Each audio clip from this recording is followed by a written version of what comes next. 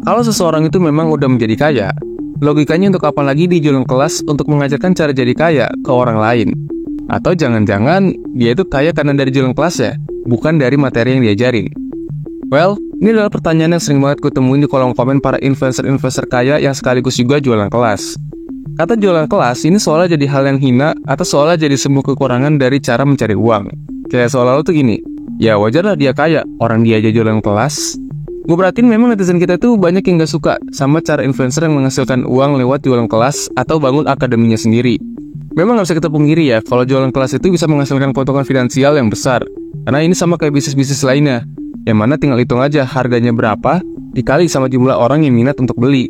Nah bedanya, jualan kelas ini kan nggak ada produk fisiknya, jadi model bisnisnya itu bisa dibilang lebih fleksibel. Makanya kan banyak orang yang bilang kalau jualan kelas itu cuma jualan ludah. Karena ya, memang produknya itu informasi yang nggak ada fisiknya. Tapi kalau pertanyaan kenapa ada orang kaya jualan kelas cara jadi kaya itu membingungkan, gue juga bingung sama orang yang ngatain kaya dari kelas, tapi dia nggak bikin kelas juga gitu loh. Maksud gue tuh gini, dia kan tahu ya kalau jualan kelas itu enak dan jualan kelas itu bisa bikin jadi kaya. Nah kenapa dia nggak jualan kelas juga gitu? Padahal kan ini pasar bebas, siapapun bisa buat juga. Masa iya sih lu udah tahu kalau jualan kelas itu bisa bikin kaya, lu nggak mau bikin juga gitu? Emang lu nggak mau kaya ya kan? Karena kalau memang jualan kelas itu gampang, ya kenapa lu nggak bikin juga gitu? Ini yang bikin gue bingung sebenarnya. Jadi entah si influencer atau para netizen, dua-duanya itu cukup membingungkan. Tapi memang sih, gak bisa kita pungkiri kalau ada aja nih influencer-influencer yang cara marketingnya itu nyeleneh atau dengan memamerkan kekayaan. Karena bukan apa-apa nih. Kemarin kan di tahun 2022 itu sempat heboh kasus dua influencer yang pakai teknik yang sama, yaitu dengan cara pamer kekayaan untuk jualan kelas. Dan ternyata mereka tuh afiliator di platform binary option, yang akhirnya mereka tuh merugikan banyak orang. Netizen kita tuh sebenarnya udah mulai pinter untuk gak gampang kena tipu lagi kayak kasus tahun 2022 kemarin. Karena kasus kemarin itu cukup membuat publik itu jadi skeptis dengan teknik flexing untuk jualan kelas. Nah tapi, kita nggak bisa mengeneralisir kalau semua teknik flexing itu berakhir di hal yang sama, karena bisa aja tujuannya berbeda-beda.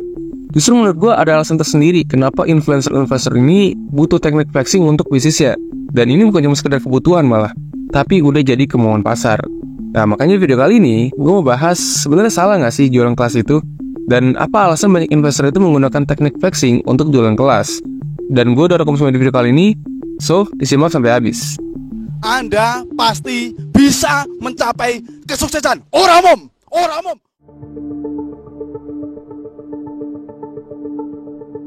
Di era sosial media, banyak banget orang-orang yang kita nggak tahu asalnya dari mana, tiba-tiba berhasil mendapatkan banyak followers sampai diakui menjadi seorang influencer. Kalau di zaman dulu kan untuk jadi artis dan terkenal itu harus masuk TV dulu, dan itu nggak bisa dilakuin sama semua orang. Nah, sedangkan di zaman sekarang, siapapun yang punya gadget, itu punya kesempatan yang sama untuk berusaha menjadi influencer. Tinggal pinter-pinteran kita aja mencari atensinya ke publik.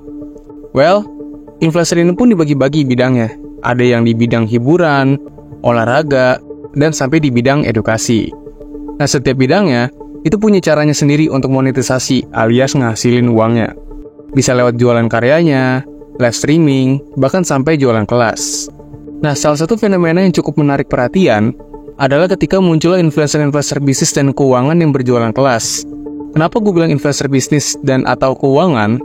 Karena jarang banget gue temuin influencer yang buka kelas selain kelas bisnis dan keuangan itu yang dihujat. Kayak nggak pernah tuh gue lihat influencer yang jualan kelas masak terus dihujat, atau jualan kelas gym dan dihujat itu. Kebanyakan yang dihujat itu justru yang ngajarin ilmu tentang keuangan dan bisnis. Padahal sebenarnya, kalau memang jualan kelas itu suatu hal yang buruk, buktinya sekolah aja jualan kelas tuh, kok nggak dihujat juga ya kan? Terus platform-platform les online yang sering kita lihat di TV juga, mereka juga jualan kelas ya kan? Dan founder-foundernya pun bisa dibilang mereka sebagai influencer juga. Terus apa gitu bedanya sama influencer lain yang buka kelas bisnis dan keuangan tapi malah dihujat? Padahal kan sama-sama jualan kelas. Well, sebenarnya ada beberapa penyebab yang gue lihat jadi pembeda gitu antara sekolah, platform-platform les online, sama influencer yang jualan kelas sendiri. Kalau sekolah kan ya udah jelas lah ya, memang tujuannya itu untuk edukasi, khususnya edukasi formal. Kalau sekolah nggak ada, kita nggak bisa belajar hal-hal basic dalam hidup ini. Dan menurut gue kenapa sekolah itu bayar atau seolah jadi kayak jualan kelas? Ya karena memang tuntutan operasional sistem sekolah itu sekarang kayak perusahaan, dimana ada biaya untuk gaji guru, terus bangun infrastruktur sekolah, ada biaya pengembangan, dan kos-kos lainnya yang membutuhkan dana untuk berjalan sebagaimana mestinya. Sebenarnya ini melenceng sih dari fungsi sekolah yang sebenarnya. Harusnya sekolah itu bergerak untuk sosial, sekarang mau nggak mau bergerak kayak sebuah perusahaan. Nah, selanjutnya platform-platform les online. Sebenarnya ini sistemnya sama kayak les bimbel pada umumnya, dimana wajar aja kalau kita harus bayar, karena ini termasuk alternatif belajar, alias gak ada paksaan untuk kita tuh mau ikut atau enggak. Jadi kita memang harus bayar kalau mau dapat materi tambahan.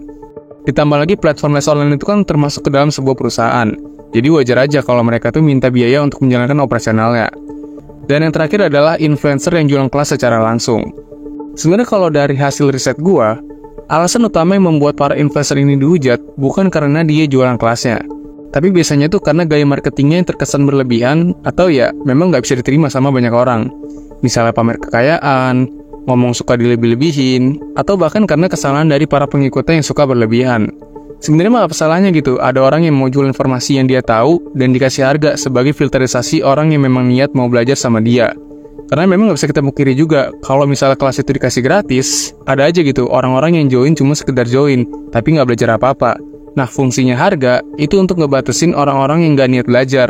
Karena ketika seseorang itu udah keluar uang untuk ikutan kelasnya, pasti dia bakal berusaha ambil ilmu sebanyak-banyaknya dari kelas itu. Jadi secara sistem, nggak ada yang salah untuk jualan kelas, selagi si penjual dan pembelinya itu sepakat untuk beli. Malah biasanya yang gue lihat, orang yang ngehujat jualan kelas itu justru orang yang nggak pernah ngerasain beli kelas berbayar. Atau sebenarnya dia itu pengen juga jualan kelas, tapi nggak ada kesempatan aja untuk eksekusinya. Jadi menurut gue jualan kelas itu sebenarnya nggak salah, tapi yang ngebuat netizen itu kesal dan ngehujat, ya karena kontroversi yang dibuat sama influencer itu. Kayak misalnya aja Andrew Tate yang suka bilang sekolah itu scam dan selalu bahas konsep The Matrix. Tapi ketika publik tahu dia jualan kelas, ya dia dianggap cuma gunain kontroversinya itu untuk marketing kelasnya doang. Tapi sebenarnya kalau dipikir-pikir, ini kayak sebuah paradoks ya. Dia kan bilang kalau sekolah itu scam. Tapi kalau misalnya dia nggak bikin kelas, dia pasti dihujat karena dia nggak ngasih solusi apa-apa dari sistem sekolah yang dia bilang scam itu tadi. Tapi satu sisi kalau dia bikin solusinya lewat kelas yang dia jual, soalnya kalau kontroversinya itu cuma alat marketing doang. Jadi menurut gue sih memang influencer-influencer ini pasti punya pasarnya sendiri.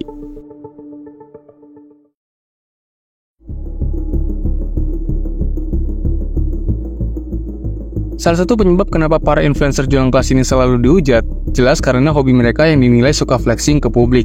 Mereka pamer mobil mewah, tempat-tempat berkelas, atau memamerkan apapun yang intinya mengundang atensi orang lain dan sebagai validasi kalau dia memang beneran kaya. Walaupun terkesan sombong bagi banyak orang, tapi menurut gua, flexing atau memamerkan kekayaan sekarang itu udah bukan cuma jadi kebutuhan validasi seseorang, tapi juga udah jadi kebutuhan marketing dalam bisnis. Kenapa demikian? Karena untuk membuat sebuah bisnis, kita membutuhkan yang namanya teknik marketing.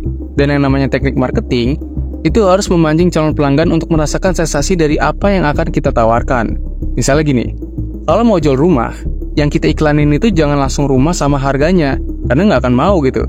Tapi yang kita jual adalah sensasi kenyamanan, kehangatan, dan keharmonisan. Karena aspek-aspek yang kita tunjukkan haruslah berbentuk harapan ketika calon pelanggan kita itu membeli produk yang kita tawarkan. Begitupun teknik flexing kekayaan, berdasarkan dari riset yang gue lakukan, influencer yang menggunakan teknik flexing atau memamerkan kekayaan adalah influencer yang bisnisnya itu sistemnya B2B atau bisnis ke bisnis, alias pelanggan yang beli produknya itu karena mau menghasilkan uang juga. Misalnya distributor skincare, MLM, atau jualan kelas keuangan dan bisnis. Tujuannya apa? Supaya menunjukkan trust atau kepercayaan kepada customer kalau mereka tuh memang udah ngebuktiin mereka itu beneran bisa kaya. Alhasil, ini menimbulkan sebuah harapan kepada calon customer yang yakin kalau hidup orang tersebut adalah hidup yang dia mau. Nah, dari harapan inilah yang membuat banyak orang itu tertarik untuk beli produk yang ditawarkan para influencer ini. Sebenarnya ini jadi serba salah sih, dimana ketika kita mau belajar jadi kaya, memang harus belajar sama orang yang udah kaya, karena pasti dia tahu apa yang kita nggak tahu. Tapi satu sisi, sekarang tuh susah untuk bisa nemuin orang yang memang benar-benar niat ngajarin, bukan jadiin keuntungan finansial itu sebagai prioritas utama. Jadi flexing barang-barang mewah itu memang udah jadi kebutuhan marketing untuk naikin kepercayaan publik ke bisnis yang dibuat sama para influencer ini. Sekarang gini deh, tadi kan kita bandingin ya, kelas influencer ini sama sekolah atau yang punya platform les online, dimana pemilik platform ini memang jualan kelas, tapi bedanya mereka nggak flexing. Nah, sebenarnya ini ada penjelasannya. Pertama nih, kalau owner bimbel online itu nggak perlu flexing kekayaan karena produk yang dijual itu nggak membuat seseorang itu berharap pada kekayaan. Yang mana kelas-kelas mereka itu lebih ngebuat pembelinya itu berharap untuk masuk sekolah favorit atau universitas impian, bukan pada kekayaan. Makanya cara flexing mereka itu berbeda. Lebih ke nunjukin orang-orang yang berhasil masuk kampus impian lewat kelas yang diajarin, daripada nunjukin barang-barang mewah. Karena ya nggak ada kepentingan apapun gitu dengan flexing itu. Kedua, influencer-influencer ini, kalau mereka tuh nggak ngelakuin pamer kekayaan, gimana caranya dia bisa jualan kelas kalau nggak ada sesuatu hal yang unik dan menarik perhatian? Karena nggak bisa kita pungkiri, siapa sih yang nggak mau kaya? Nah, karena cara ini menarik perhatian, makanya banyak dilakuin. Para owner platform les online ini nggak perlu flexing-flexing karena mereka udah duluan dapat pasarnya. Karena bisa dibilang mereka ini lebih awal bawa masuk konsep bisnis jualan kelas online di negara ini. Jadi nggak perlu flexing pun, mereka memang udah laku duluan gitu.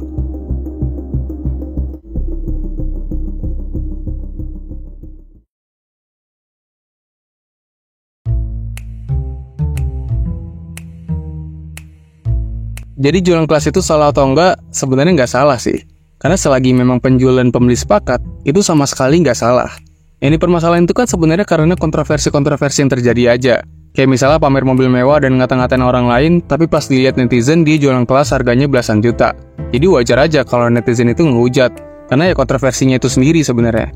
Tapi di satu sisi, kalau dia nggak ngelakuin itu, gimana caranya netizen itu kasih atensinya untuk dia?